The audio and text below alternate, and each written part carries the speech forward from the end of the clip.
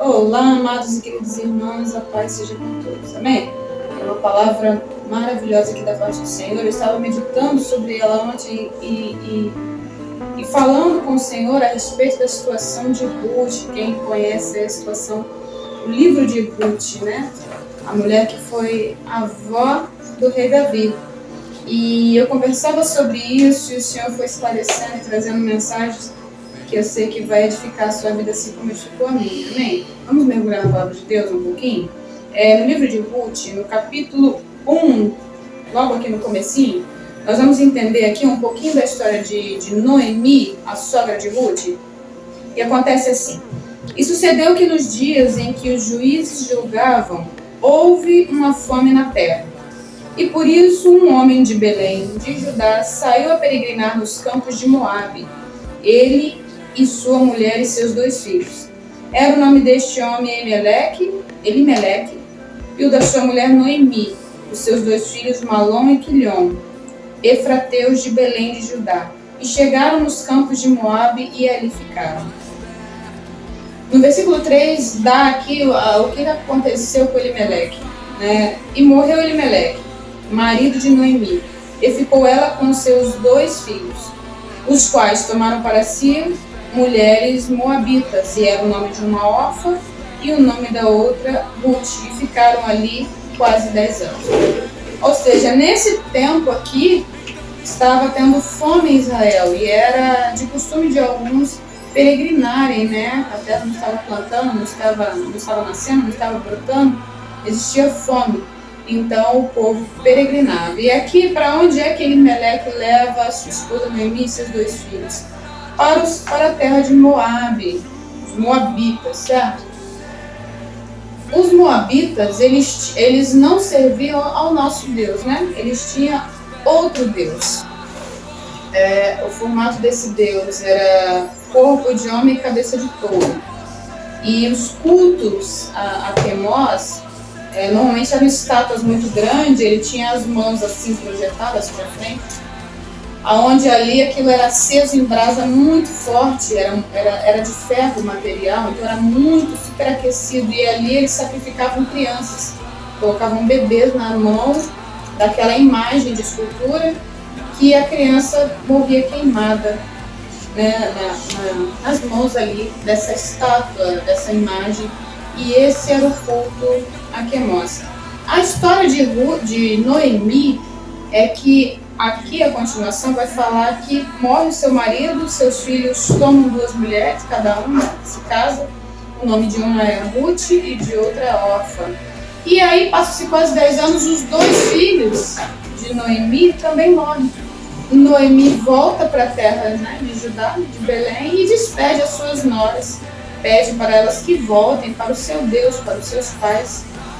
E aí Ruth, a órfã volta para os seus pais, mas Ruth se apega a Noemi e diz que agora o Deus dela seria o seu Deus, e aonde ela morresse, Ruth também morreria e seria enterrada.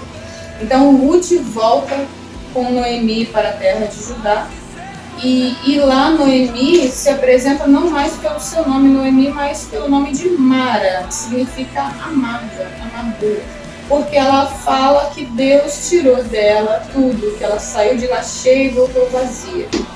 Por que ela tem essa reação, essa palavra? Porque o povo hebreu, eles têm a promessa de que se andarem no caminho do Senhor, eles serão abençoados. Então, eles entendem que quando estão sendo atacados, quando eles perdem, é porque eles andaram em caminhos errados e ali eles estão perdendo, né? É a palavra da bênção e maldição.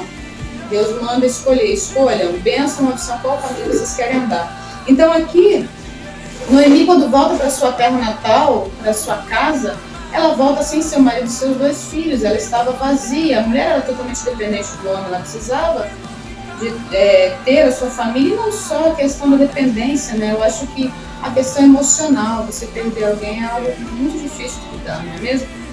Então aqui Noemi volta para sua nora Ruth, e ela muda o seu nome para Mara. Juntamente com essa palavra, porque eu comecei a meditar com o Senhor. Eu falei assim, mas por que esse homem morre? Mas o que aconteceu? E aqui em Gênesis, no capítulo 26, nós temos uma importante mensagem também, que vai explicar um pouquinho aqui essa situação do Elimeleque. O que será que Elimeleque fez para possa ter dado errado, né? Então aqui, em Gênesis 26, vai contar sobre a história de Isaac. Vamos lá, no versículo 1 do capítulo 26 diz assim: E havia fome na terra, além da primeira fome que foi nos dias de Abraão. Por isso foi Isaac a Abimeleque, rei dos filisteus em Gerar. E apareceu-lhe o Senhor e disse: Não desças ao Egito, habita na terra que eu te disser.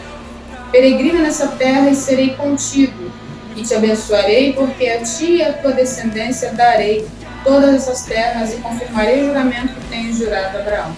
Ou seja, aqui acontece a mesma situação que já havia acontecido com Abraão, pai de Isaac, e que estava acontecendo ali com Elimeleque, Noemi, certo?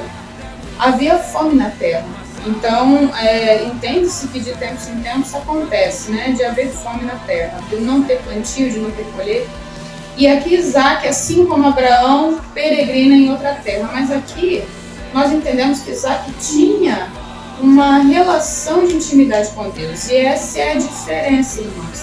Que nesse tempo que Isaac passa por esse tempo de fome na terra, a intimidade que ele tinha com Deus, Deus fala para ele: não desce ao Egito, não vá para essa terra. Vai para onde eu vou te mostrar, que lá eu serei contigo. Então, não é que Elimeleque aqui tenha feito errado, né, de querer buscar terras onde ele pudesse se alimentar, mas a questão é que ele não busca a direção de Deus. E ele vai para uma terra de um Deus estranho, aonde para Deus é abominação o que eles faziam. Eles sacrificavam crianças, os seus filhos. Muitos maridos tiravam do colo das mães a criança chorando, lamentando, e colocavam na mão de uma estátua em brasa para aquela criança ser queimada viva, em oferenda àquele Deus. Porque nesse tempo, gente, por que as pessoas tinham as divindades? Porque eles queriam o plantio, a colheita, e às vezes não via chuva, então eles adoravam a deuses de imagem de escultura, pedindo chuva, pedindo prosperidade, para que eles tivessem o que comer. Então essa era o Deus que eles serviam, os moabitas, né?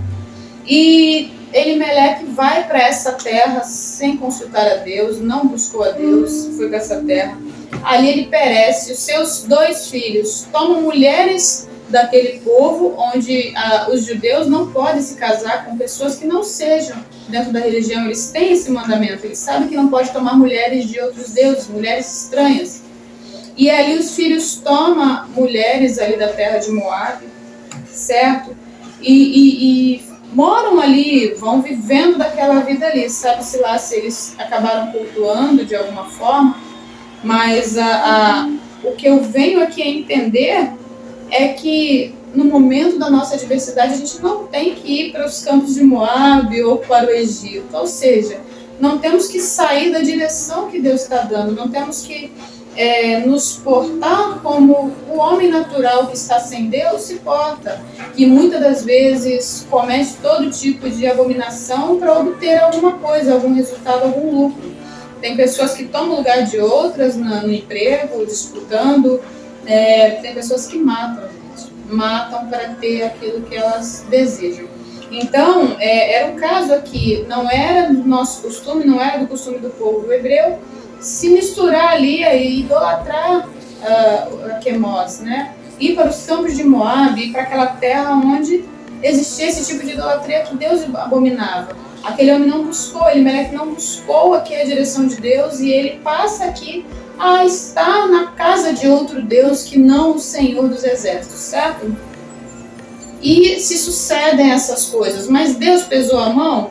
Eu não vou te dizer que Deus pesou a mão, eu acredito sim que ele tomou a direção errada, que ele não buscou a Deus para tomar essa direção, e aí tudo isso acontece. Mas Deus é tão grande que Noemi, quando ela volta para a terra dela, quando ela volta e Ruth vai com ela, é na terra dela que ela é abençoada, onde Deus muda totalmente aquela situação. Ele vê a amargura de Noemi, até porque ela era esposa e a esposa acompanha o marido. Então, o quem toma essa atitude de ir para os campos de Moab é o esposo dela e leva a família junto. E acaba que ele e os filhos perecem lá, morrem, e aí fica somente Noemi.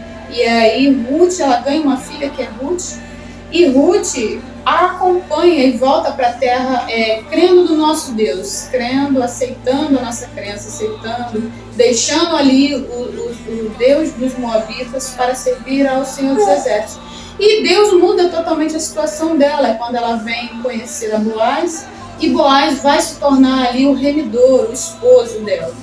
E dela vem a descendência de Davi, ou seja, ela é contada na linhagem do Senhor Jesus. Então, aquela mulher Noemi, que era chamada Mara, amargura, agora ela se torna Ama, ela é a cuidadora do netinho. Então, ou seja, ela já não está mais vazia. Aquela mulher que era amargura, agora Deus a consola.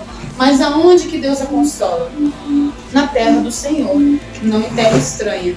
Então, essa mensagem, ela vai nos ensinar que nós precisamos ter a direção de Deus, buscar a direção de Deus antes de tomar qualquer atitude, porque você pode pagar um preço muito grande. Às vezes você não sabe, o inimigo tem uma cilada para a sua vida para matar, para roubar, para destruir, porque é essa a obra dele, não é mesmo?